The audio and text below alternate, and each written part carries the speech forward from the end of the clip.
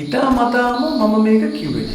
ඇත්තටම අපේ biogas plant එක මේ වෙනකොට ඩිඇක්ටිවේට් කරලා තියෙනවා. මට ඕන වුණා හැමෝටම මේක කරන්න පුළුවන් කියන එක පෙන්නන්න. මේක ඔයාලට කිව්වා නම් එහෙම මේ වැඩේ මේ විදිහට වෙන්නේ නැහැ. සමා වෙන්න අවුරුදු ගානකට පස්සේ තමයි කියපු නැති දේවල් කියන්නේ. ඉතින් යාළුවනේ කොහොමද අවුරුදු ගානකට පස්සේ තමයි 3-in-1 Peasant Home එකට හරියට වීඩියෝ එකක් කරන්නේ.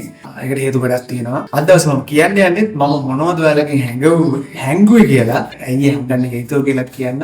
සමහර දේවල් මම ඔයාලට හිතාමතා කිව්වේ නැහැ. මොකද ඒක මම හිතුවේ නැහැ ඔයාලට ඒක වැදගත් වෙයි කියලා. සහ නොකිය ඉදීමේ වැදගත්කමක් තියෙනවා කියලා තමයි මම හිතුවේ. ඒක තමයි මම ඔයාලට වැඩිපුර මගේ විස්තර කිව්වේ නැහැ. මම ගැන විස්තර කිව්වොත් එහෙම මම මාධ්‍යවේදියෙක් රජයේ මාධ්‍යවේදියෙක් ඇත්තම රජයේ මාධ්‍යවේදියෙක් කියලා දැන් කියන්න බෑ 2024 වෙනකොට මගේ ඩෙන්ටිටි එක්ස්පයර් වෙනවා.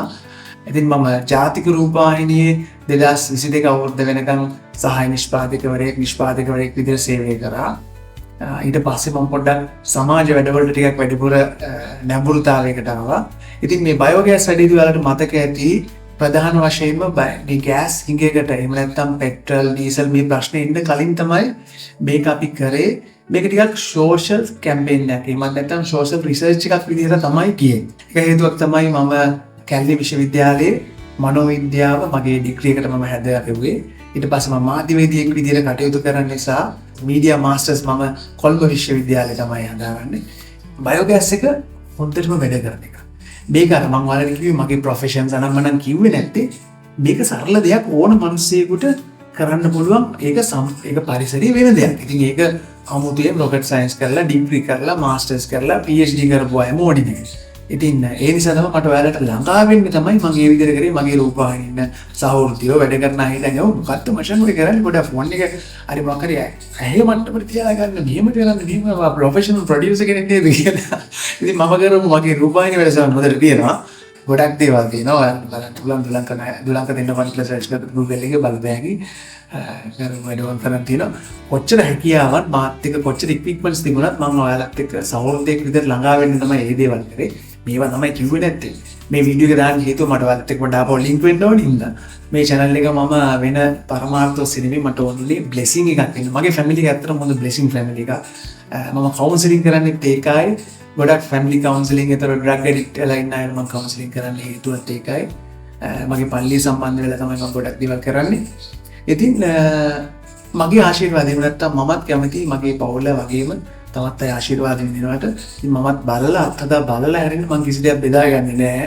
ඒක හොඳ නිසා මම හංගපු දෙයක් නැහැ. ඔක්කොම මම ඔයාලට කතා කරලා තියෙන්නේ. එකම දේ හැංගුවේ මං ගැන සහ අපි ගැන විස්තර මේක හොයාගත්තේ කොහොමද කියලා. ඉතින් එයාට ක්‍රෙඩිට් එකවත් දුන්නේ නැහැ රූපවාහිනියට. ඒක නිසා තමයි මේ වීඩියෝ එක කරේ. එයා තමයි ගොඩක් උදව් කරේ. සහ තව දෙයක් තියෙනවා. ඒක පස්සේ බෙදා ගන්න කොහොමද ඒක හරියටම අයිඩෙන්ටිෆයි කරගත්තේ ඒ කාල සීමාව කියලා. ඒ කාල සීමාවේ හදාගත්ත අය තමයි අතරම ගොඩ ගියේ. ඒ කාලේ ගණනුත් අඩුයි. ඒතකොට ගෑස් පෝලිං ආවට පස්සේ අපි නිකන් ඊරිය වගේ පාවිච්චි කරා. සෝලර් පැනලුත් එහෙමයි මම පාවිච්චි කරේ. සෝලර් පැනල් එක නම් එච්චර මම ඔයාලට පැන්නුවේ නෑ. ඒක ගණනුත් එක. නමුත් මම නම් ඒක හොඳට භුක්ති විඳ කරන්ට් එක වුණේ කාලේ. මම කොහොමද මේ ගෑස් හිඟයකට කලින් ඔයාලට මේ පණිවිඩය දුන්නේ කියලා කොහොමද ඒක හරියට අල්ලගත්තේ කියලා ඒ ටයිම් පීරියඩ් එක ජාතික රූපවාහිනියේ ඉන්නවා ප්‍රවීණ මාධ්‍යවේදියෝ ඒකට අතරම ඩිරෙක්ටර්ස්ලා ප්‍රසාද් දොඩංගොඩ විජේ දිසානායක මේ මහත්තුරු තමයි මට ආශ්‍රය කරන්න හම්.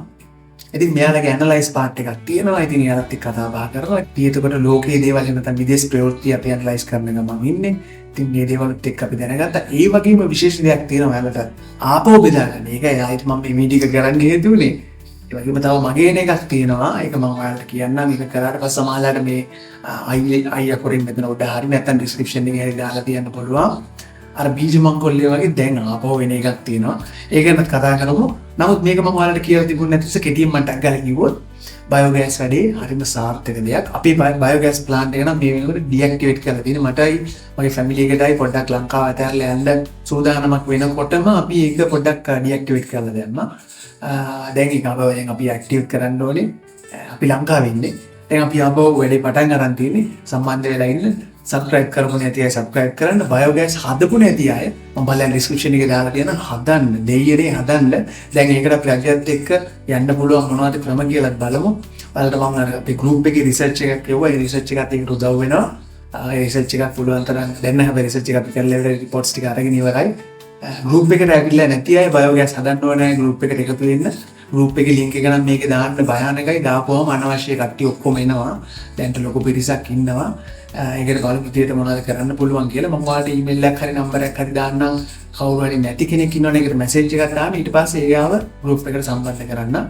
right එච්චරයි. එහෙනම් අපි හම්බෙමු 3 in 1 blessed home.